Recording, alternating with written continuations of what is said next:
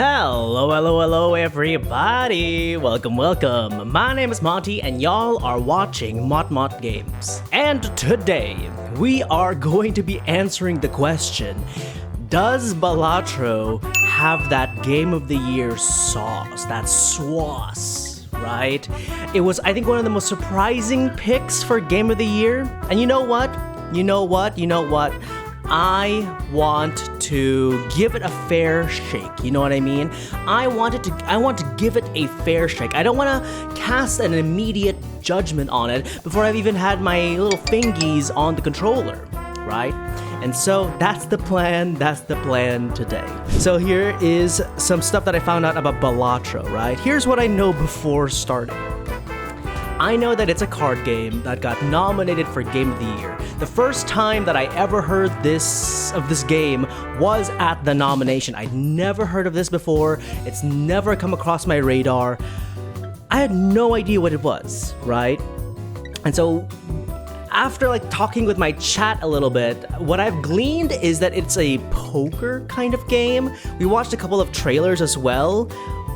I'm not quite getting it yet, you know what I mean? Like I said, today's main mission is to see if it has the Game of the Year sauce, right? What else do I know? I know that it has something to do with Jokers. Jokers are a big part of this.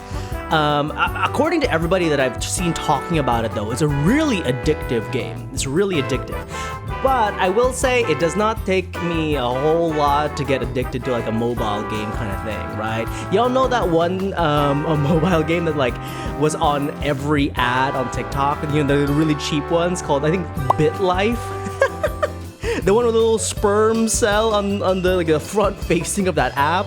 Yeah, I got addicted to that. I could play that game all day, every day. It does not take a lot for me to just grip onto a game and not let go. So I don't know. We'll see.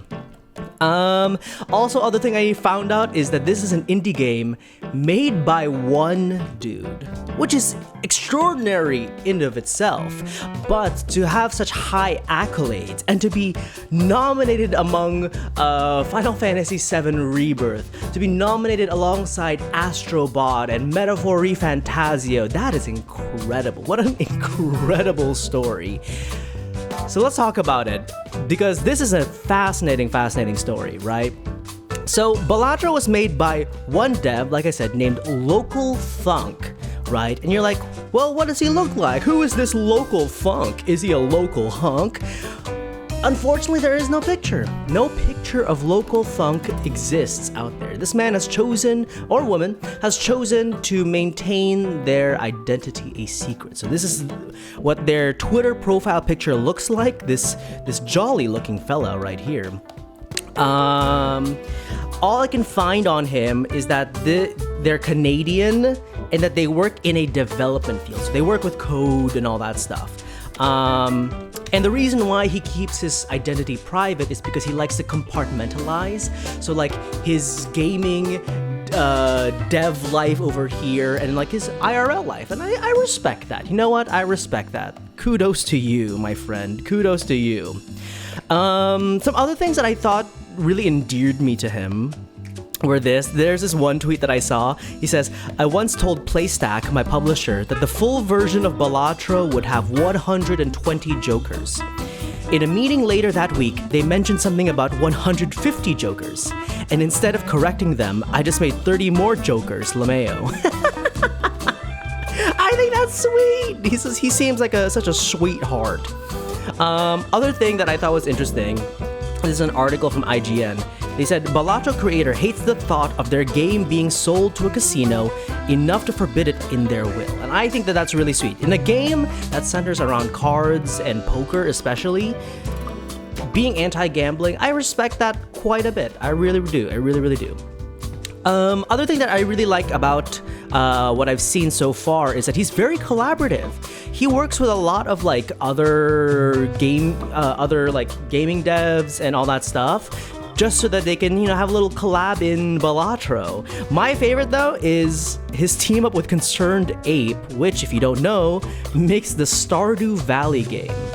Which I believe is also a solo dev, but I'm not super duper sure. So this is what it looks like. This is what their collab looks like. There's Lewis and Marnie. Oh, not Marnie. I'm surprised she's not staring at a microwave for 12 hours. And then there's Pierre. They've also made collabs with Cyberpunk, Binding of Isaac, which a friend of mine is a huge fan of, Slay the Spire, which I don't know about, Witcher, hey, hell yeah, Vampire Diaries, Dave the Diver, which was our last taste test, and Among Us. Among Us! Do, do, do, do. So there's that. There's that. Other thing is, Balatro, he made, the dev made, with the intention of just giving it to their friends. They had no intention of like releasing it out to the public, but then eventually they did, and it blew up to what it is now. So that's super cool. That solo dev worked on all parts of the game except for the music. It was released on consoles and on the PC in 2024, and it was released on mobile in September. Also, they, I think, made this, I think, what did they say? 3 weeks of vacation. He had 3 weeks of vacation to burn 3 years ago or something like that. And he was like, I'll make a game. You know what? I'll make a silly little game. And this is the silly little game that he made. And I really appreciate that. I love this story. I love the story behind Balatro so much. It like really brings home the point of like, it's just a guy. It's just a guy or a girl. It's just a guy, gender neutral, who just wanted to make a game and put it out into the world. And I really, really just respect that. You know, I respect that. I love that. This feels like going back to its roots. You know what I mean? Gaming going back to its roots, and I can appreciate that.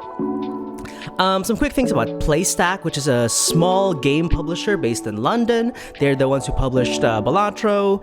They've made these games that I don't really know about, but I think these are their most famous ones. So one called Mortal Shell, Entropy Center, and The Case of the Golden Idol. Okay, I don't know any of those, but just wanted to throw that out there for a little context, right?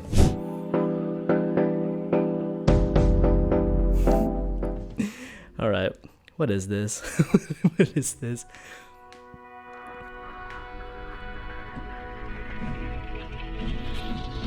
Now, personally for me, I am not a card game savant. I enjoy my occasional card game, you know. I enjoy Go Fish. I enjoy war, a good game of war, you know what I mean? I enjoy a lot, you know, it's there. Collection. Jokers. Okay, so red deck, enhanced cards, seals. All right, well, I'm not gonna get anything out of just staring, so let me just get in here. Hello there, my name is Jimbo. I'm here to help you learn how to play. Your goal is to earn chips to defeat the enemy blind. Oh no, I'm already confused. Earn 300 chips before you run out of hands to win this round. Good luck. What? Okay. Well, hey, this is a trio, right? Play. Eat that.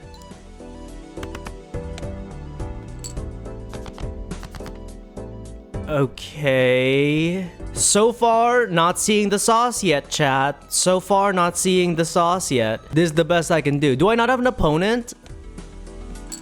Do I not have an opponent?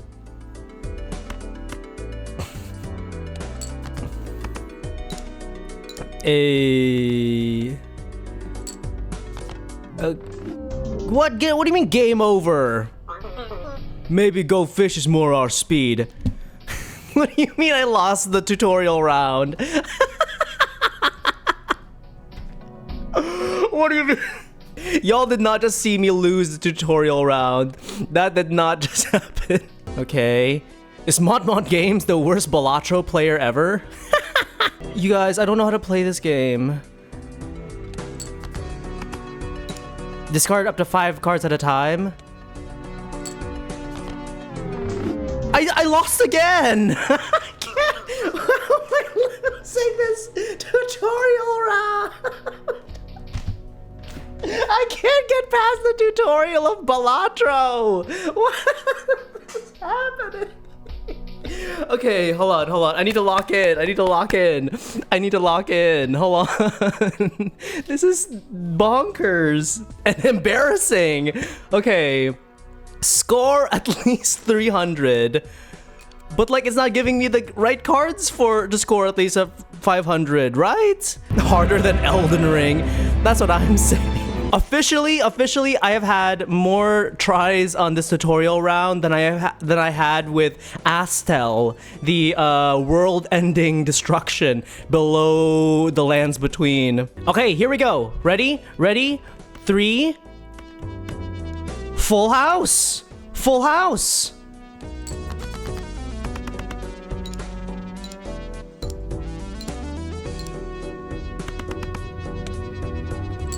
I am literally the greatest person that has ever played this game.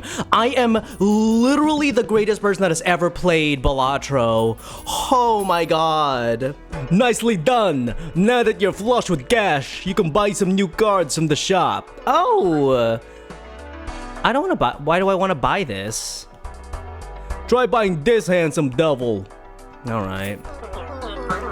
This is one of the 150 jokers you can add to your run. Every joker does something different, okay? This one adds +4 mult to every hand you play. Now buy the other card from the shop.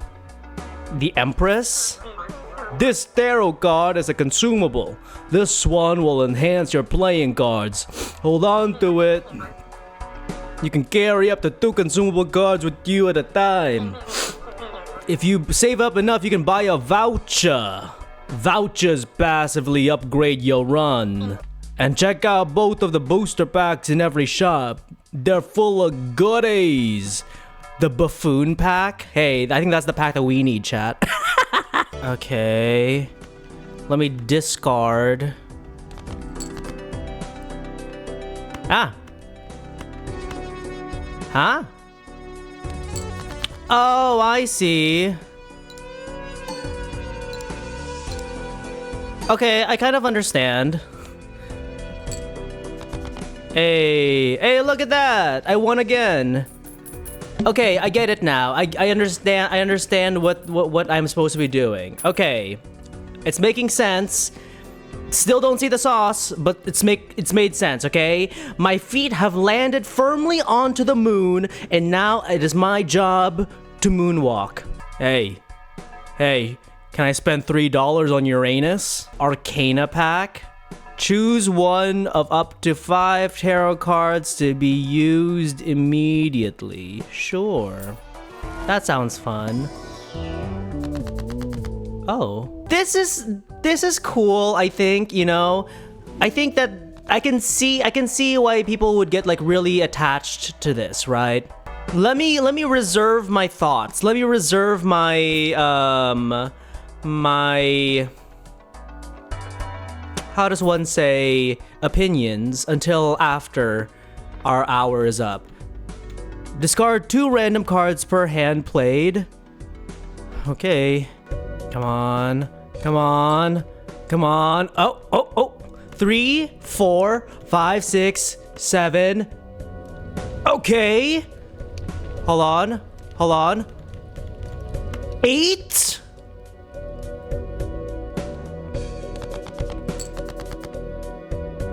I accidentally discarded it! No! No!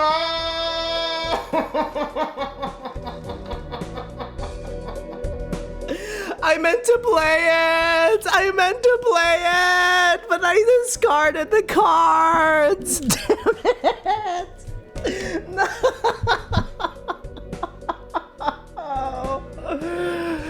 No! I accidentally discarded the thing that would have won me this game. Shit.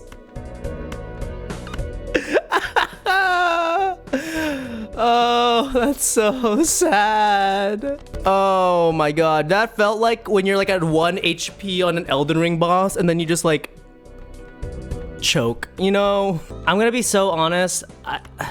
Oh, wait, hold on. Full house? Okay, press square to play hand, Monty.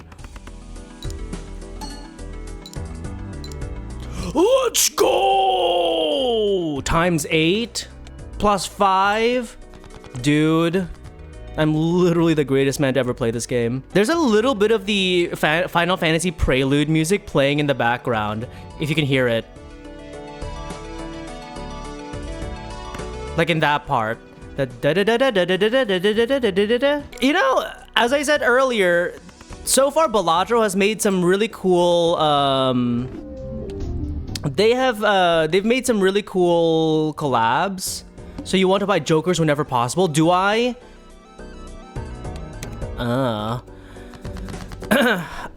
They've made some really cool collabs, and so honestly, it'd be really sick if they could make a collab with Final Fantasy. That would be really sick. Oh, it starts me all the way at the beginning? Girl, it did not just start me all the way in the beginning. I know it didn't start me all the way in the beginning. What? Oh wait, look, here's the other cards. There's the Witcher cards. Look at that. How neat. So there's Geralt. What's her name? The one in the center? Yevena or something? I don't know who the Joker is. Among Us? Wait, hold on. You unlock better things the more you play. Oh, I see. So there's Cyberpunk. I don't know any of these Cyberpunk characters. I like Witcher though. I am a fan of the Witcher series. Yennefer. Okay, so that's Yennefer and Dandelion. That sounds right. Binding of Isaac. That's why it's popular. Yeah, feels like it. Like I said, my friend used to love Binding of Isaac. He used to be a big fan of it. I never really got into it. I'm gonna do the Among Us deck though, because that's fun. That's fun. I want to do the Among Us. Among Us! Clubs, Vampire Survivors. Slay the Spire. Dave the Diver. Oh, this is the Stardew Valley deck. Look at this. I'm a little sad that they made it these three. Of all the people that they could have chosen for this, I don't know why they chose these three. Although I will say, Lewis and Marnie being king and queen of Stardew, or of Pelican Town, makes sense. Makes sense. But Pierre as the Jack, let's get serious. I'm gonna go with that because I like them. Although, hold on, who was the one in Dave the Diver? The one on the king is it starts with a K. I don't remember what it was, but the Jack is Cobra. I know that one. And then the queen being Dave is so funny. I love that. I see which type of people could get into this. Yeah, I do too. I see the I can see the appeal to it.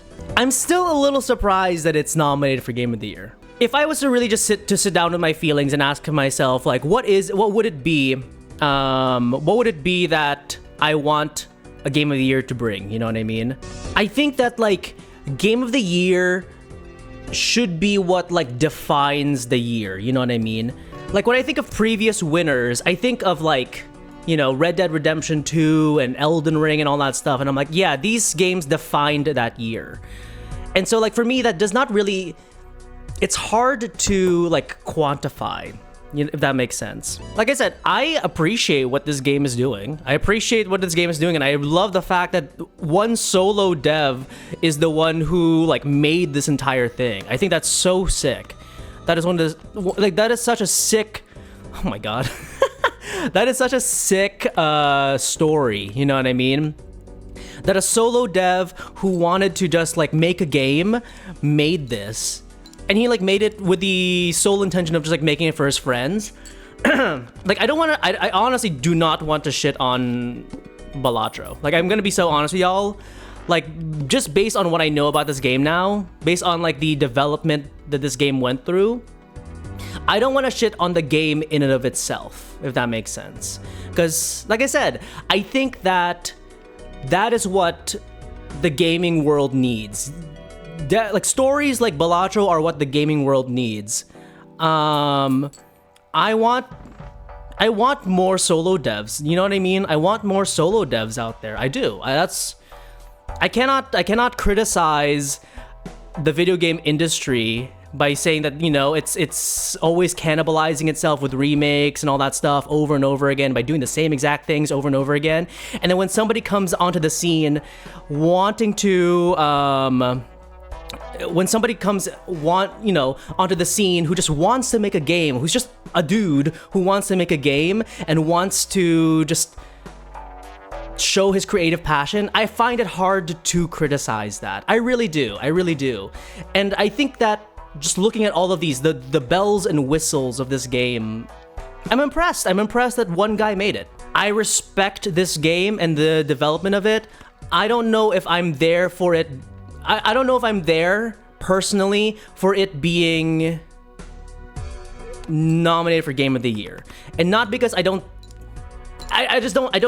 see the thing about it that makes me say that it deserves to be there.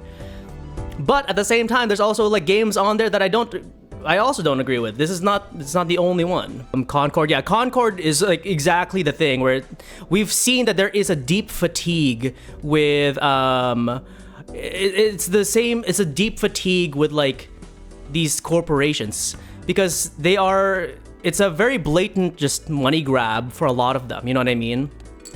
A lot of them make these like soulless games, and that's not how I feel about this game.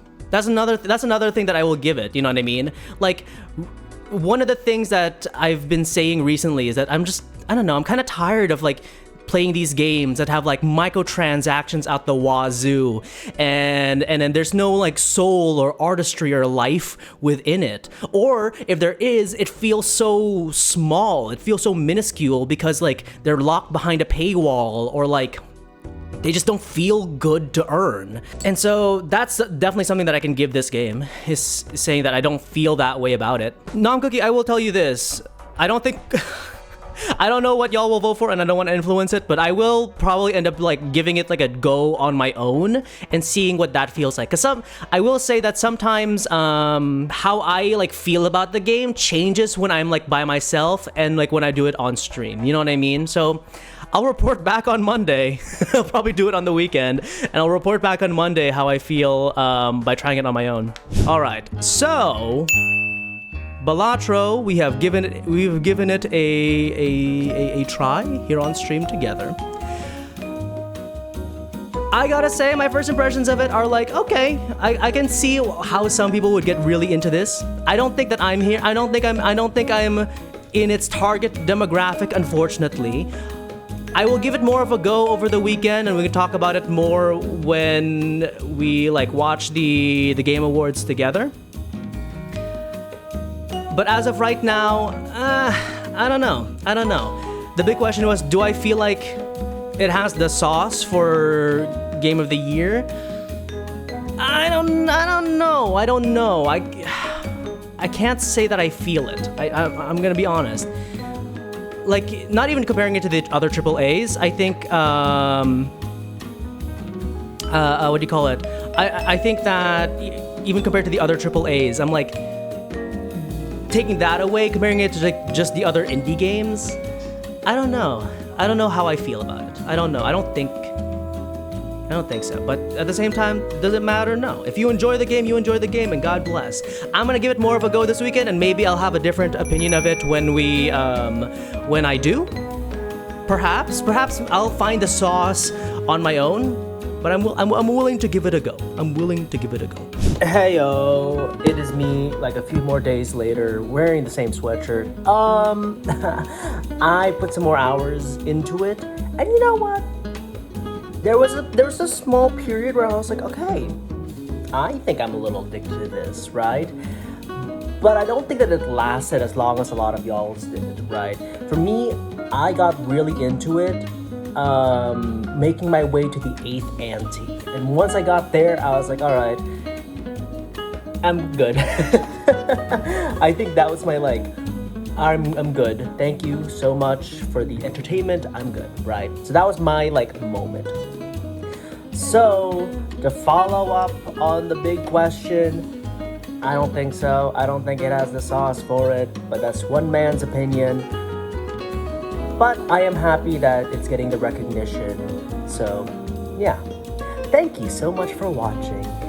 Don't forget to like and subscribe, and I will see you later. Bye.